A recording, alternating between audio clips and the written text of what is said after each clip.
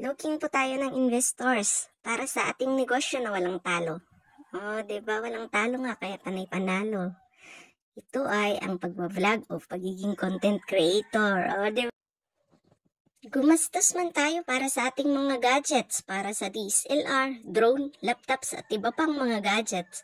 At least kahit na hindi tayo mamonetize, babalik din naman sa atin. Diba? Pwede nating ibenta.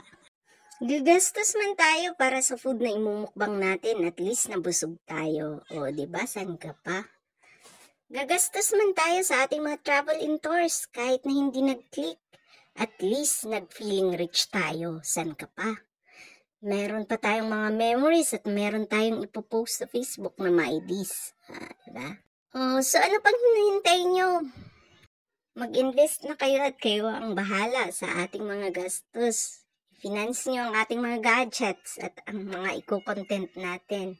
Tsaka yun na kukunin ang return of investment nyo pag na-monetize na tayo. Nagpipaying na kay Meta, diba?